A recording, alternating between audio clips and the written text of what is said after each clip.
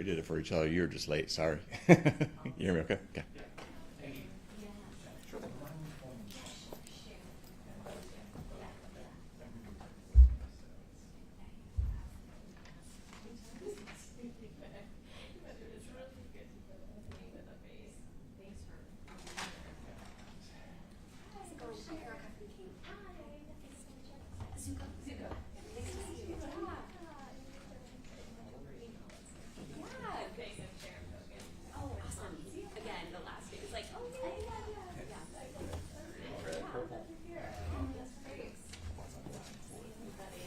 I hand selected the purple.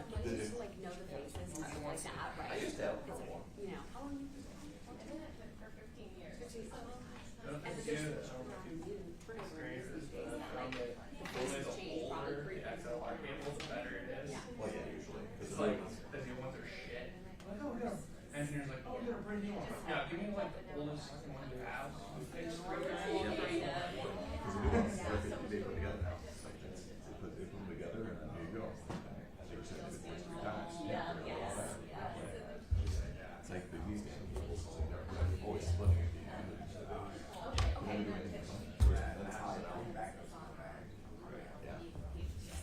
Yeah, same here. Oh, awesome. I know. She was hoping to stay with you guys. Yeah, she's one of my besties, but she wanted to stay. But she's got a good gig. First, I think You know what I mean? So she'll be good. She likes the scenes and stuff like that, so she gets that little part, you know. She said she loved the whole spot over there, and like the culture was great, but it was just one of those like 9 months. I think she had 9 months. Yeah.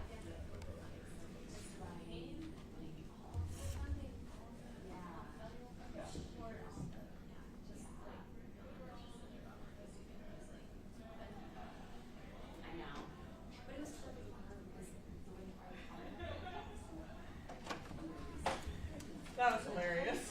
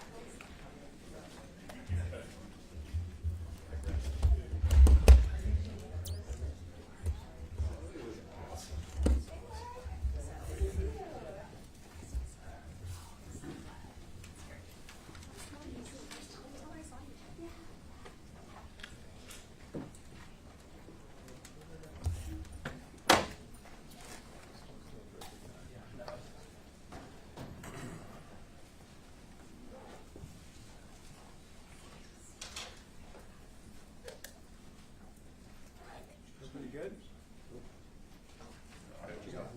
Yeah. Audio went out. Just when you walked up. Eerie.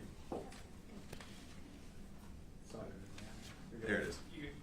Hello? You got it? Okay.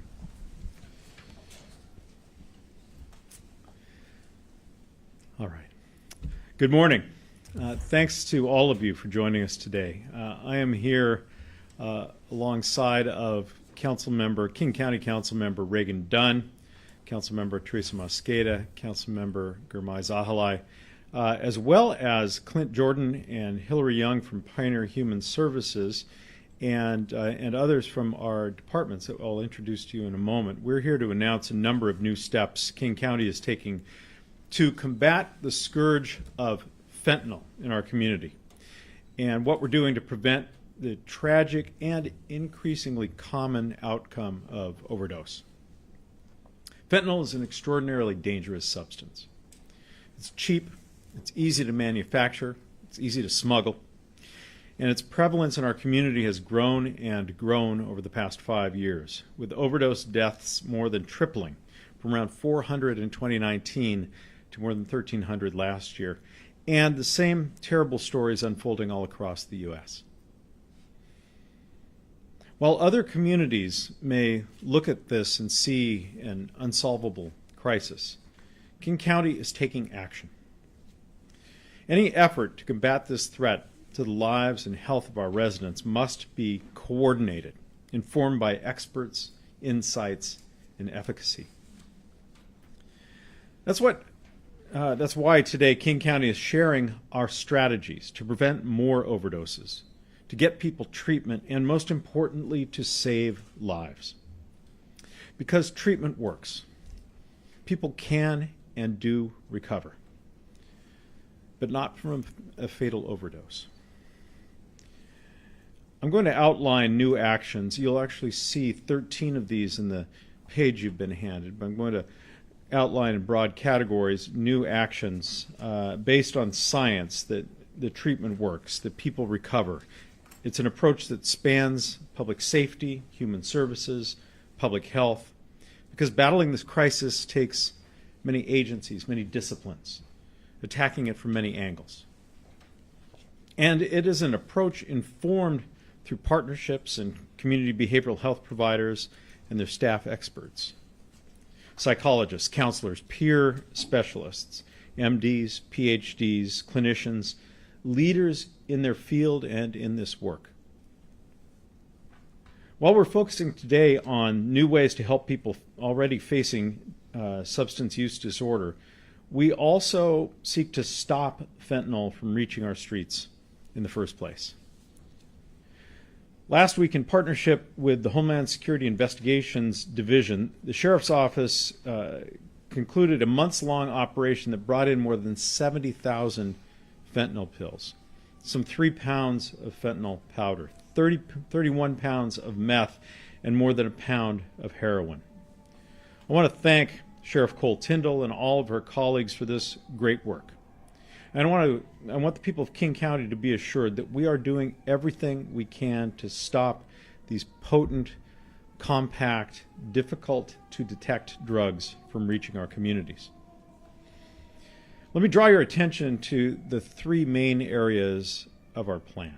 First, greater access to treatment.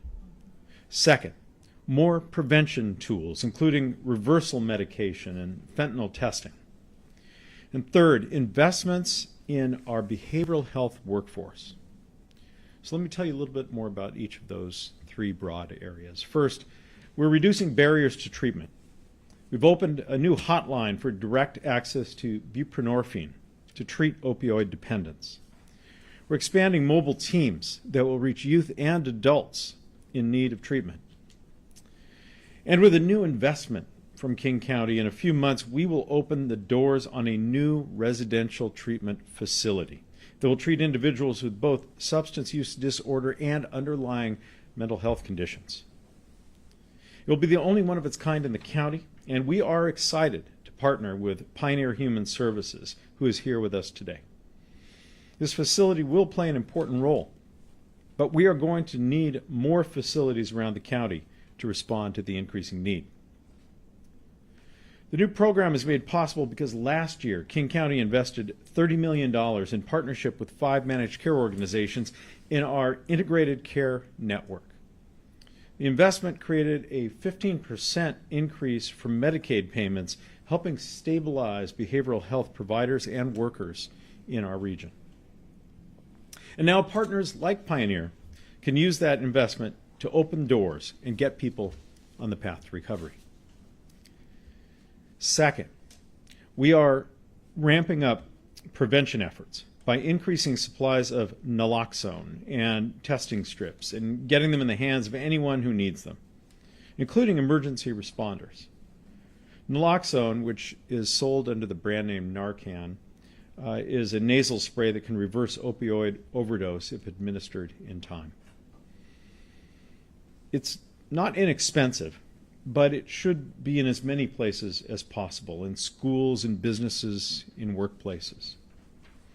Just as we're all safer when many people know CPR, we're all safer when naloxone is widely distributed. These tools will be distributed through a new centralized supply center. Third, we're investing in our workforce.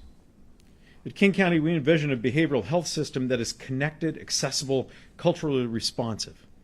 The workforce is at the center of all of this because, after all, it takes people to treat people.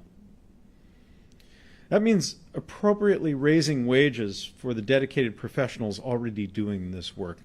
And it means expanding our behavioral health apprenticeship programs, making it easier, making it more affordable to become a provider treating substance use, and growing that pipeline of trained providers. We have a critical need for a workforce that is resilient, representative, and ready to help in this fight. And we're doing everything we can to make it not just a job, but a fulfilling career. A career helping people to heal, a career saving lives. All these new steps dovetail with the new approach to behavioral health care that voters in King County approved last year, our Crisis Care Centers levy. Soon the County Council will review and adopt an implementation plan charting our course forward to integrate and amplify the strategies we're announcing today. This transformative investment is just a beginning, but I'm confident that along with today's announcements, we will get more people access to treatment and into recovery. In a few moments, you'll hear from Susan McLaughlin, who's our behavioral health recovery, with our behavioral health recovery division. We're also joined by Brad Feingood from the division, who will outline more of that approach. We also know this crisis isn't distributed equally in our community. The well-off have always faced less stigma and had better access to treatment. Those with the least have more often suffered without support and with a much greater likelihood of painful, unproductive jail stays and tragic endings. And so the rates of overdose are higher if you're American Indian, if you're Alaska Native, if you're Black, and especially if you're also living unsheltered. Another key part of our investment is $2 million from our settlement funds against from the lawsuit against the opioid pharmaceutical manufacturers. And we're directing that to community-based solutions to meet the needs of those who are disproportionately impacted. We want to get treatment to every person, treatment that is culturally competent, that is in their language, that is tailored to the individual. And what communities tell us, that's what communities tell us they need, and that's what the science says as well.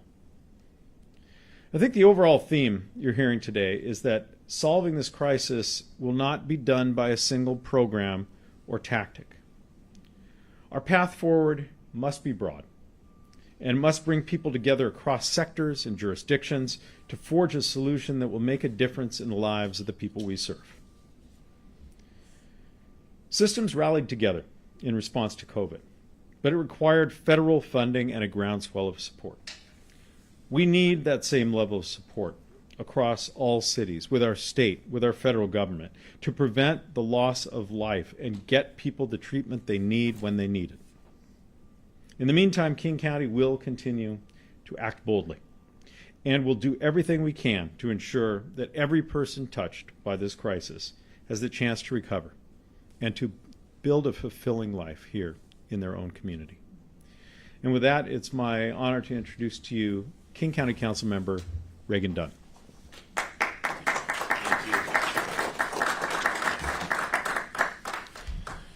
Thank you, Dow, and thanks for your stalwart and visionary leadership in this area and the concrete steps you are taking today. I'm Reagan Dunn. I serve as a vice chairman of the King County Council, and I'm in recovery from alcohol abuse 7 years. I used to drink way too much, took control of my life in a lot of ways that I wish I could take back. But since that time, I've spent a whole lot of my career trying to help implement policies that will give our community the best chance, and others like me across the spectrum, to get to recovery. King County is losing nearly 4 people every day as a result of overdose, and the trend lines are getting worse. You can see how the overdose deaths have increased dramatically over the last several years, with last year being the record. This is available, this information, on our website and our overdose data dashboard. But it's significant, and it tells you that we are in crisis in this area, like many communities are across the country. So nearly 4 people every day are dying from overdose. And we think roughly for every 4 fatal overdoses, there are roughly 6 non-fatal overdoses in King County alone. About a year and a half ago, with the leadership of some of my colleagues on the council and the support of the executive branch, we declared fentanyl a public health crisis. And I think this is part of the broad response to what we are trying to do to turn the tide on this very bad trend line that we see. And as the executive mentioned, based on my experience, both as somebody in recovery and somebody who spent a lot of time working with and sponsoring people who are taking the same journey, there really are multiple pathways to recovery that exist out there. Not everybody does it the same way. And so that broad approach to problem solving in this area is really important. We want as many tools in our toolbox as we can, because not every person who is addicted or who is experimenting with drugs that might end up killing them is coming from the same place. So we need to have as many tools as possible. Too many people in King County right now don't have access to services.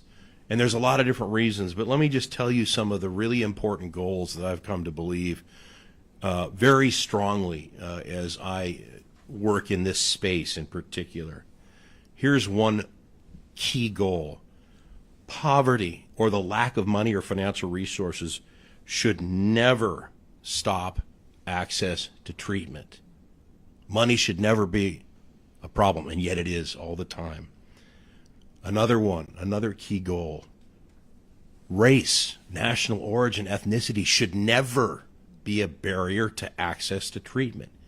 And yet it is, for a lot of different reasons. Another one that's a little more nuanced is stigma.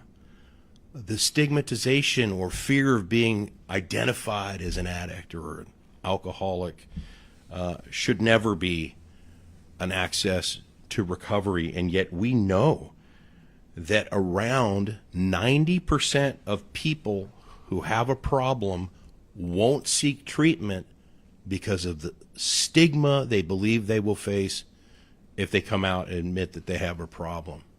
And let me tell you something, for years, I would not go to AA meetings or 12-step recovery programs because I was afraid of being recognized as an elected official. And everybody feels that way. We got to get around that. And so we need to begin to have people who have had challenges come out and talk about it. We need to have programs that say, hey, it's okay, to make the right choice to turn your life around. Instead of condemning people who make the right choice to get sober, let's celebrate the people who make the right choice and do the right thing. And so among other programs that this county has recently launched under the executive's leadership is a program called Don't Count Us Out. It focuses on people who are in recovery, recently got sober or about to get sober. It shows that, hey, look, people who do that can go on and do amazing things with their lives. And there are countless examples of CEOs, celebrities, sports stars, you name it, who have turned their life around and are doing great things because they are now in recovery. And we need to share more information with the public about the dangers of fentanyl, the dangers of mixing drugs. And the more information, the better. I think it's one of the great bottlenecks, which is really why I'm glad the media and the press are here to help share this information today. The county, and we'll hear a little bit more about it, also put forward what's called a laced and lethal program. Just takes one pill to take a life. I think that is an effective program, and it's making a difference as well, letting young people in particular know that this fentanyl is not to be messed with. It can be lethal just one time, the first time you take it. So I want to, thank all the leaders around the room today for their willingness to take firm action. I want to thank the media for your willingness to promote this. And let's continue this broad-based approach of adding tools in the toolbox to really try and turn this public health crisis around and get it going back in the right direction. And now it's my pleasure to introduce Councilmember Teresa Mosqueda, who is also the chair of the Seattle-King County Board of Health. Councilmember. Thank you very much. I think that you can hear from today's announcements by the executive in King County that we are showing action and we are showing compassion. This is action instead of assigning blame. This points to solutions instead of pointing fingers. This issue has no jurisdictional boundaries and, as you can tell, is not a partisan issue. We are here collectively to address the issue and the crisis of addiction, and we are layering on additional services here at King County.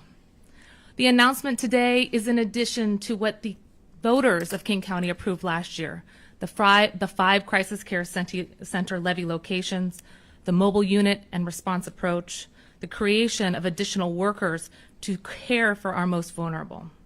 I want to thank Executive Constantine and King County, who led last year and who also invited me to be part of that effort to craft the crisis care levy solution prior to me joining King County Council. Today, we are showing additional action and responding immediately to the graph, to the statistics that Councilmember Dunn showed. This crisis and the expedited number of deaths has been 4 to 5 decades in the making because of divestment from basic health and substance use disorder treatment and programming at the federal level.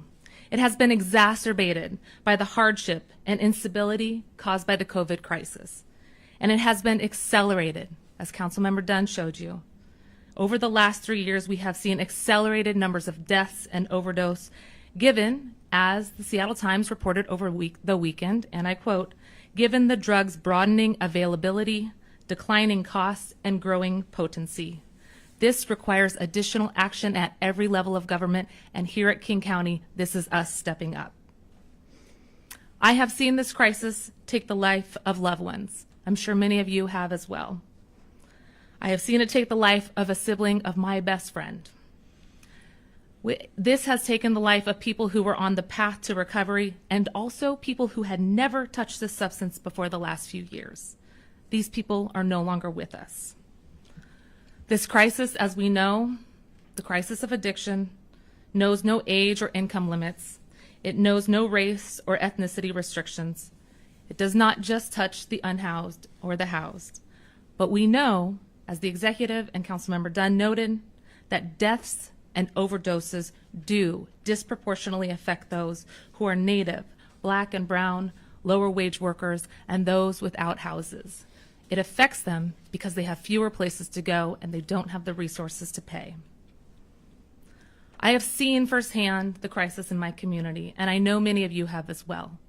But the community that's being the most affected, we have to center in this conversation as well, is the Native population.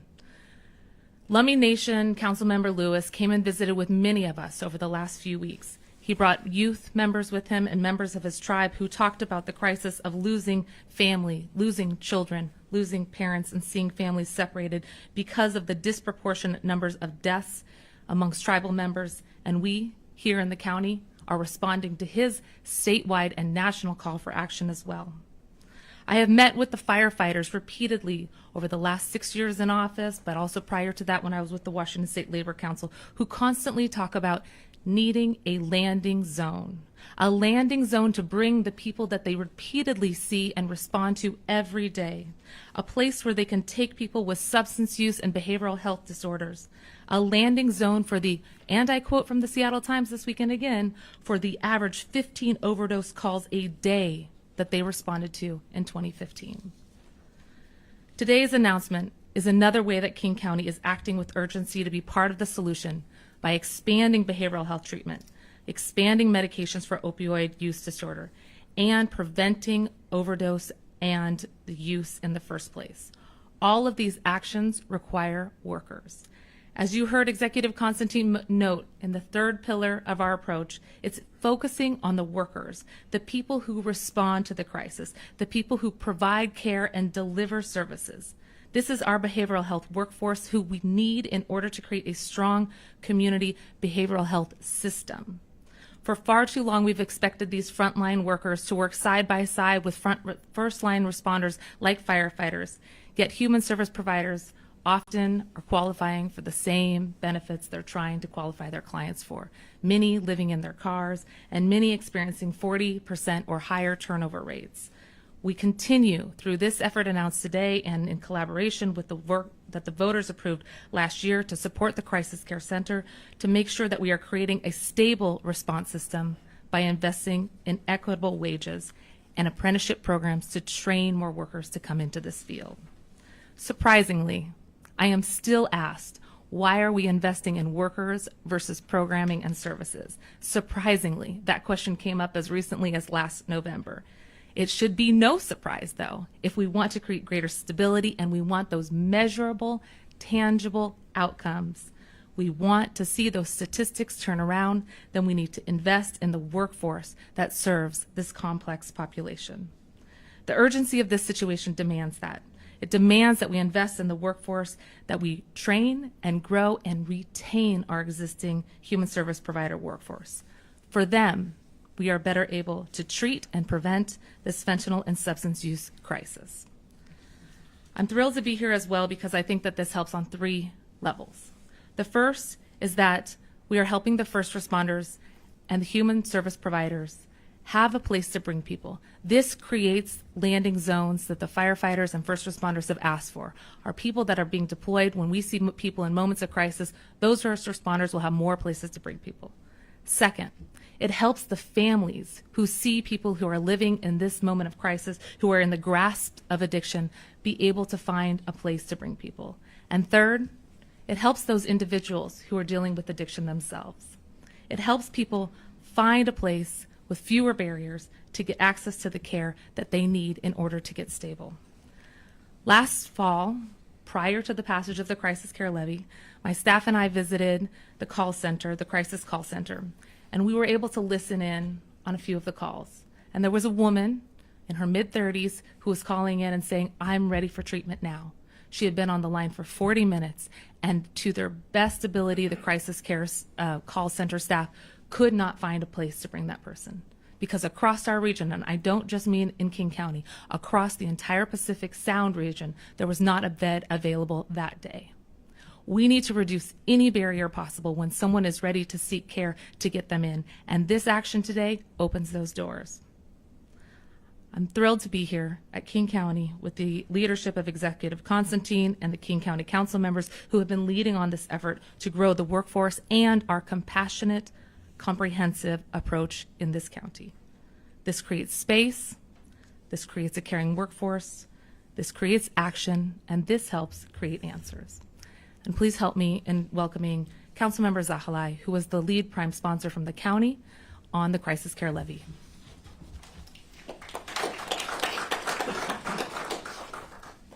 Thank you so much, Councilmember Mosqueda, for reminding us that there is not a single person in this room or a single person listening to this press conference at home who hasn't been impacted by the opioid crisis.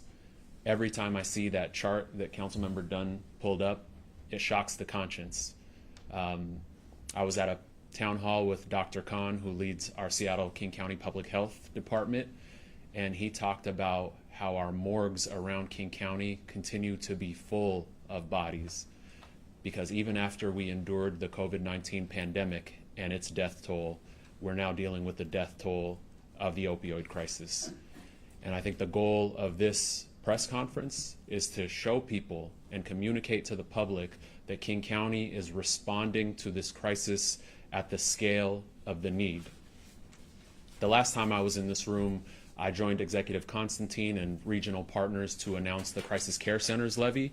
And since then, the public has approved the levy, and we're raising $1.25 billion to do a whole bunch of things: build crisis care centers around the region, build back our residential health bed capacity, support the workforce.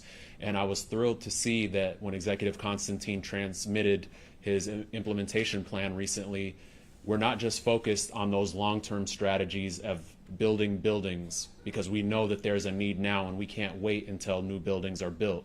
And so that implementation plan has a list of short-term strategies to save people's lives right now. We need expanded overdose reversal medication. We need mobile crisis responders to go out and respond to people where they are, to help provide them care where they are. We need to embed behavioral health counselors in 911 call centers to help support those staff in responding to this crisis. I was thrilled to see these short-term strategies, and as the budget chair for King County Council and as one of the sponsors for the Crisis Care Center's implementation plan, I know my colleagues and I stand ready to work with the executive to respond to this problem and make sure that everybody can recover and live the lives that they were meant to live. Thank you so much for the opportunity to partner. Thank you, everyone. Well, thank you so much to our council members, and I'm reminded of how fortunate we are here at King County to be able to not only have this level of talent on our council, but to still somehow have preserved a culture within our legislative branch of focusing on the substance and being able to join together across the ideological spectrum to get important things done.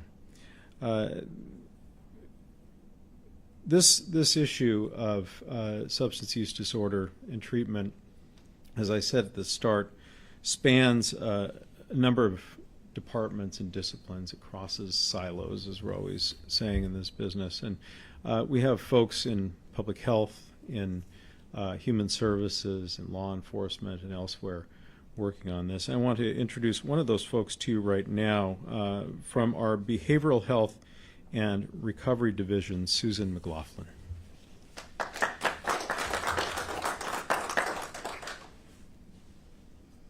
Thank you. Thank you, Executive Constantine, and thank you all for being here today and for your partnership in this effort. As mentioned, I'm Susan McLaughlin. I'm the Director of King County's Behavioral Health and Recovery Division. My division provides for the continuum of behavioral health treatment, including things like crisis services, mental health care, and substance use disorder treatment. I want to start by saying every day people are accessing treatment in higher numbers than ever before.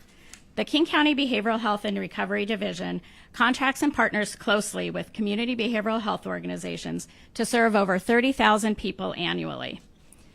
In 2023 alone, King County provided nearly 1,800 people with substance use disorder residential treatment. We added 22 walk-in buprenorphine sites and a mobile methadone van, and we helped more than 13,000 people receive medications for opioid use disorder. There is consensus among the public, government, providers, and researchers that treatment works and recovery does happen. What is needed now is more treatment and treatment options and fewer barriers to access that care, both now and in the future. As was mentioned earlier, there are multiple pathways to recovery. People must have access to a range of substance use disorder services, things like outpatient care, medications, residential treatments, mobile access, withdrawal management, recovery navigators, and the list goes on. And those treatments need to be available when and how a person wants to receive them. What the executive has outlined today are actions we know will reduce access barriers and get people the critical treatment they need. These actions were informed by King County's behavioral health team, a team that includes people with lived experience, peers, licensed behavioral health counselors, and clinical psychologists and psychiatrists, as well as our network of community behavioral health providers with decades of experience in treating people. King County, through our integrated care network, contracts with over 40 community behavioral health organizations that make up this network. The network includes 17 substance use residential treatment sites across Washington state.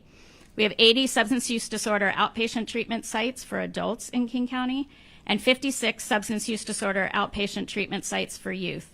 Pioneer Human Services, who's here with us today, is one of those partners, and we are thrilled to have them. They have substantial experience providing a range of substance use treatment services, and as the executive shared, soon they will be operating the only residential treatment facility in the county that services adults with co-occurring mental health and substance use disorders. In this rapidly changing environment, the drugs are more lethal and more widespread. Our primary adaptation must be to expand access to medications first, and then to make access to other recovery support services. King County, as I mentioned, has already opened these 22 walk-in clinics. There's no appointment necessary. People can walk in during business hours and make treatment for opioid use more accessible.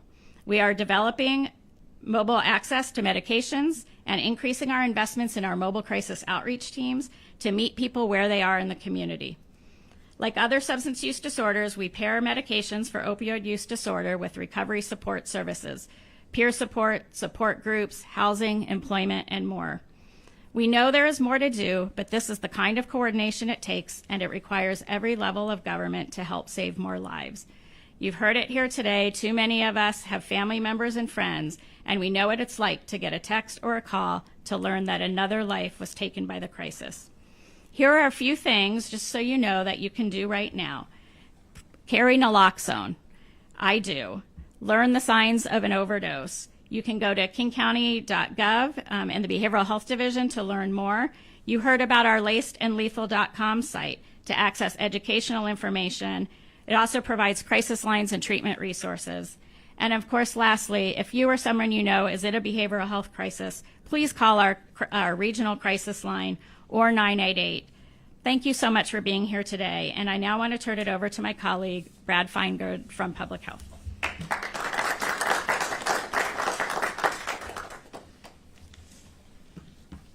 Thank you, Susan. Thank you, Executive Constantine. Thank you, members of council. What an honor it is to be here and to work for such amazing elected officials. I myself am a sibling of a brother who died of a drug overdose.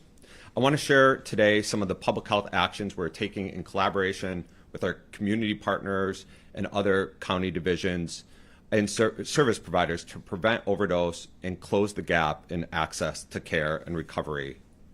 Fentanyl has changed the game for us in our work. It has dramatically increased the lethality 4 to 5 times that of heroin. With this reality, we need to provide support and services for people through a variety of different entry points. We have very effective medications, as has been outlined already. Methadone, buprenorphine are just 2 of those medications. They can reduce overdose risk by 50%. To increase access to those medications, we partnered with the University of Washington Medicine to launch a 24 hours a day, 7 days a week buprenorphine access line. Already in the first 2 months of that line, the University of Washington has written over 60 prescriptions for buprenorphine. Planning is also underway with the community, academic, and city partners for a post-overdose recovery center. This center, like as the Councilmember Zahalai said, will provide those low barrier access points for people to be transported to, in addition to facilities like the Crisis Care Center. There are also important ways to minimize harms and reduce the risk of overdose, including expanding availability of naloxone. So we launched a mail order system for naloxone and for fentanyl test strips and for other educational material, in addition to vending machines throughout the county. In 2023, we distributed 45,000 naloxone kits and 100,000 fentanyl test strips. Our fire departments have responded to approximately 8,000 non-fatal overdoses last year, keeping people alive. Without them, who knows how bad this could have been. Executive Constantine mentioned support for the workforce. Just this month, we launched a learning collaborative for doctors working in addiction medicine to share emerging and best practices. In closing, I've seen how our community is coming together and work towards reducing stigma, educating the public, and recognizing that substance use disorder is not a moral failing, but is a complex medical condition that requires a response at all levels. Thank you. And I'll turn it back over to Executive Constantine. Thank you so much. So as I mentioned, we have Clint Jordan and Hillary Young from Pioneer Human Services. If you have questions specific to the residential treatment facility that will be opening, we have Susan and Brad here to answer questions about the 13 actions that we're announcing today. Susan mentioned that she carries naloxone with her, and I had spent some time talking about how important it is that it be broadly distributed. I also carry it with me in my briefcase every day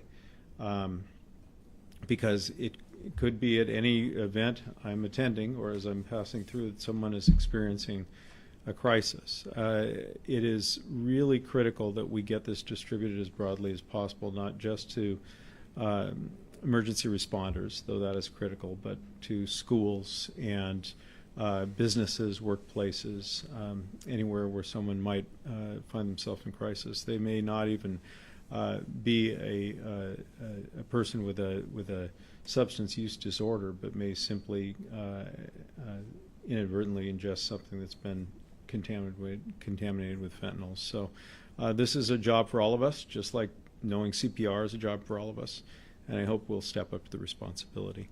Do you have questions that we might be able to answer? Erica. Which Erica? Oh, let's. Erica's in the crowd. I just said that so I wouldn't be wrong. Yeah, go ahead.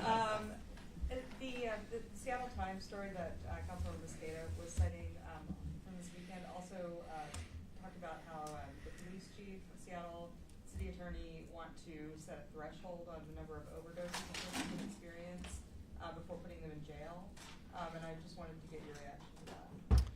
Yeah, I'm not an expert on treatment, but I do know that we believe the approaches that we're announcing here are the most likely to save lives. The city, and each city, has a responsibility to intervene with those on their streets and to try to find the best way to help them and to get them into the treatment they need.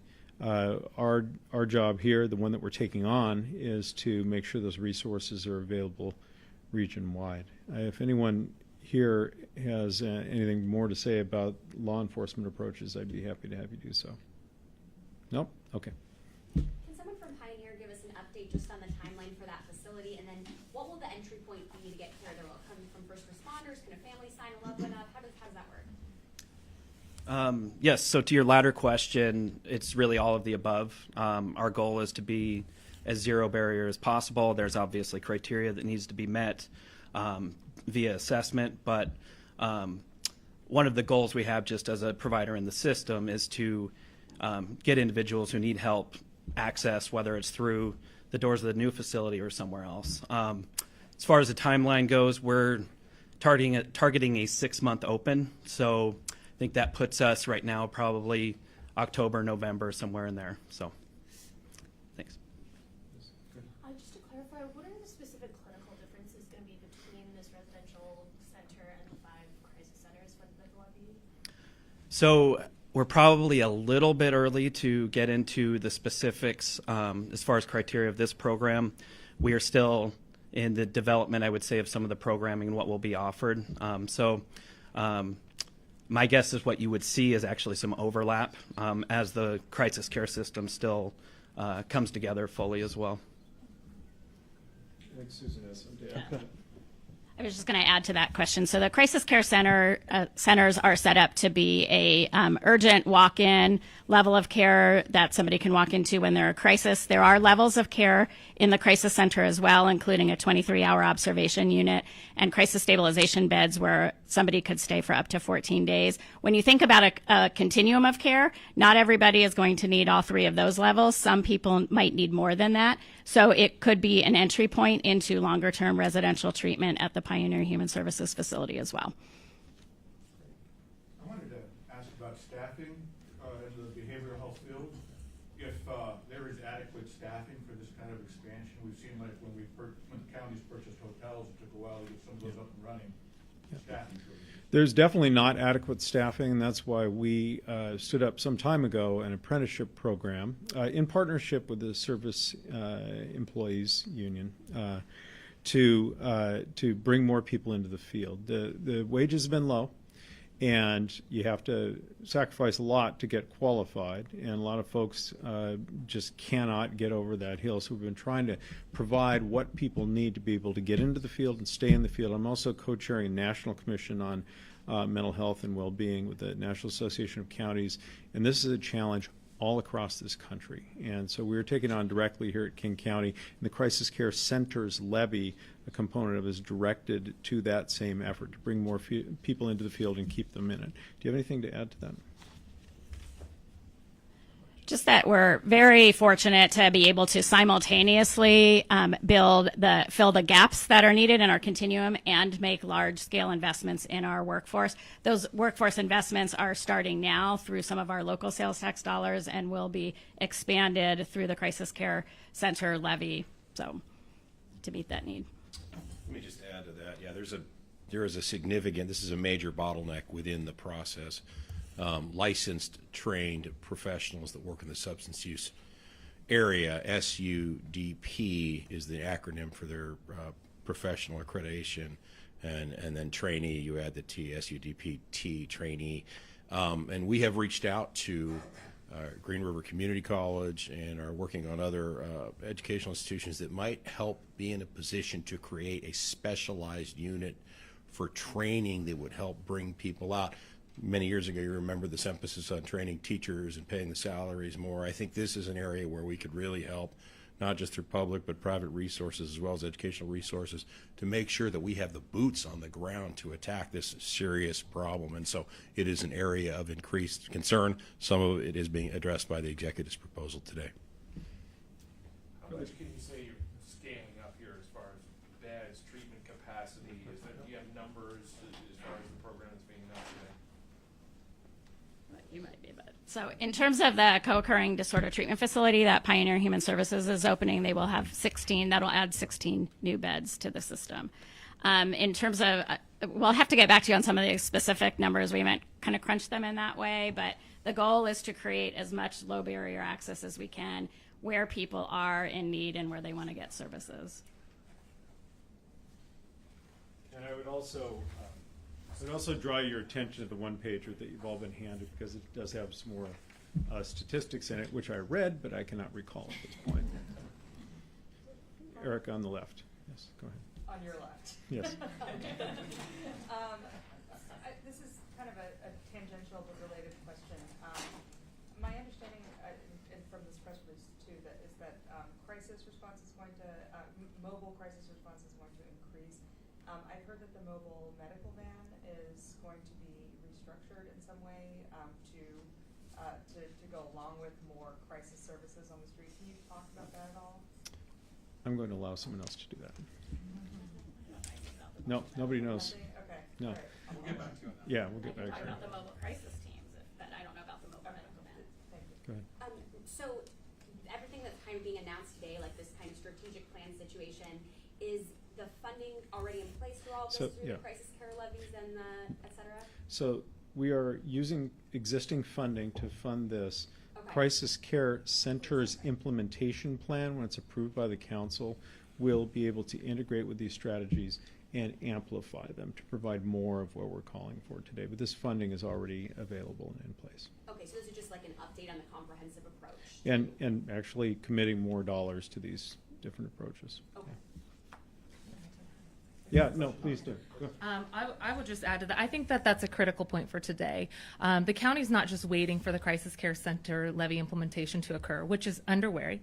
We have a Health and Human Services Committee meeting tomorrow, and the Regional Policy Committee, led by Councilmember Pete Van Rightbauer, is taking it up first. It will then come to council in the beginning part of Q2. So we expect that that will be out of council in April. That is critical work. As you can see, it will layer on additional supportive services. But as the team at King County noted, there's many programs that are underway that are often going under the radar. We want to add to those and elevate the work that's been done, and not just wait for the Crisis Care Center levy to come on board.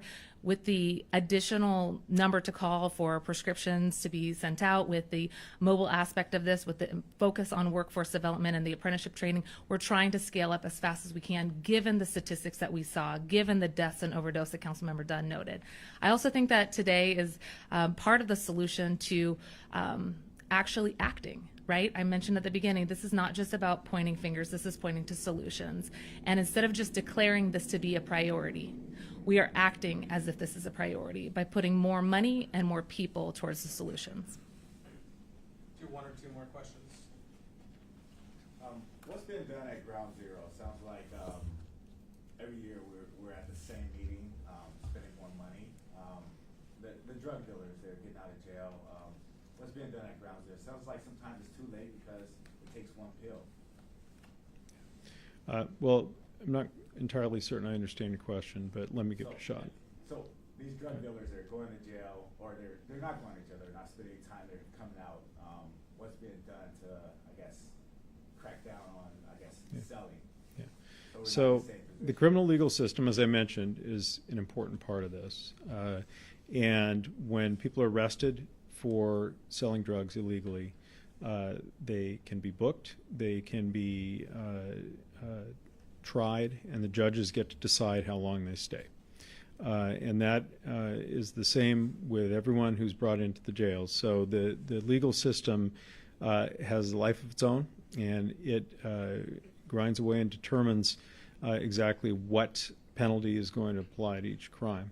Our point here is that we cannot rely solely on the criminal legal system with a drug that is this compact, this deadly, this easy to transport and smuggle.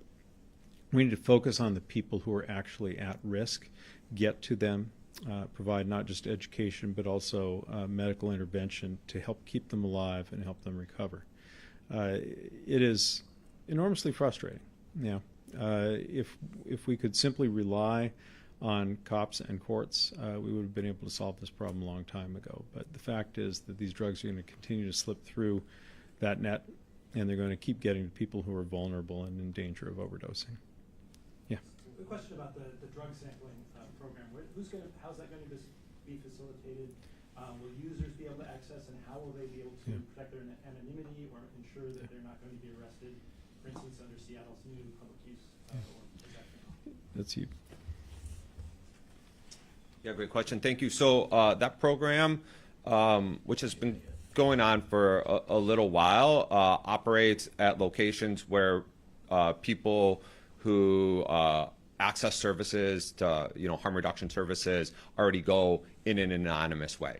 So it's a program where people can come in and see what's in their drug samples. We know that the drug supply is changing and evolving with synthetic drugs, new drugs all the time. It also gives us an opportunity to stay on top of what is coming into our community so that we can be nimble and adapt. With when fentanyl came into our community, we didn't have programs like this, and so we weren't able to stay nimble and adapt, and we want to be able to provide as much life-saving resources as possible.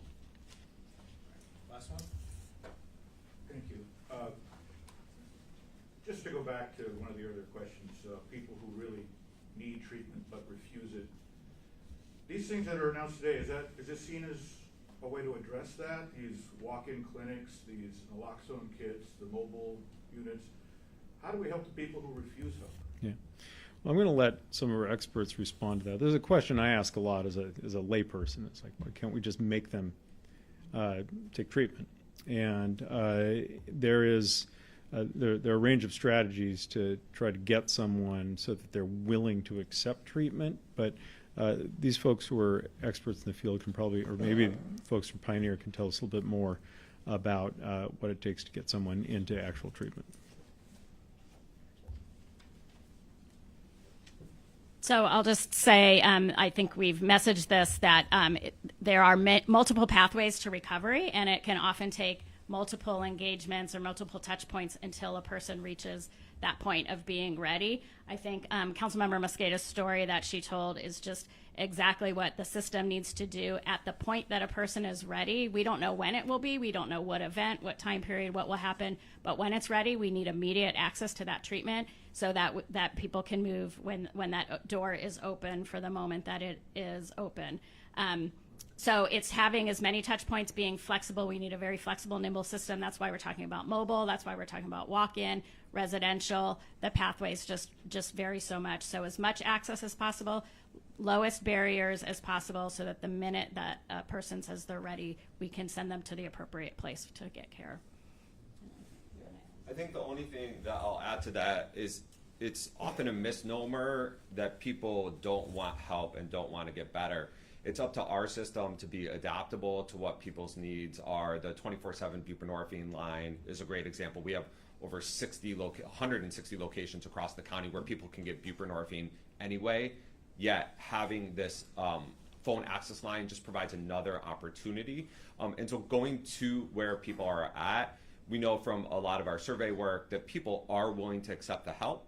It's just about maybe providing different types of help. So it's up to us to innovate, and with the program and with what's laid out here today, that's our goal, and that's what we'll continue to drive to. Let me just add, I think the Executive Constantine mentioned on the law enforcement side, both of his planned remarks and what he said there, that there's a number of legs to the stool to the global way to solve this problem. And you're hearing today about a very broad area of common ground we have here. Some of what we're hearing about involves harm reduction. Well, we can't get people sober if they're dead, right? So that harm reduction is important. And sometimes it's a political hot potato. I think most reasonable people think it's an important part of the solution. The other is building the infrastructure for treatment, right? Different names are used here, but inpatient treatment, right? Where you go for whatever, 28 days and get sober and gets the tools you need to stay sober there. There's outpatient treatment, intensive outpatient treatment where you're maybe drug tested and you go in 3 times a week. Those are proven methods to make a difference, okay? There's some programmatic stuff we've talked about, the 24/7 line, the laced and lethal, the anti-stigmatization campaign, that's important. And as Dow mentioned too, you know, take it from me. A decade ago, I got a DUI. And the click of handcuffs has a very powerful way to persuade you to know that maybe you have a problem. And so there is room for the criminal justice system and law enforcement to play an important role as an intake of people that do need to go to treatment. There's even a program that allows people to choose treatment over jail as well. And so as we build out the basics of this program over time, we can move into those areas. But what you're seeing here today is a proposal that has broad-based bipartisan support. I think that's a good place for us to conclude. Thank you all so much for being here today. And thanks to all of you, council members, Pioneer Services. It's another step forward, and we have many more to come. Thanks.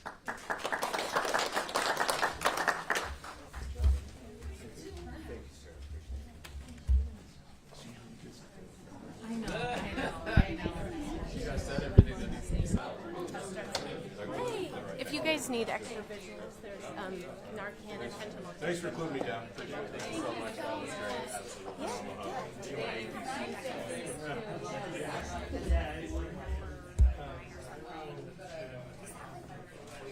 Oh, yeah. How you doing? Good to see you. How's life? Doing good.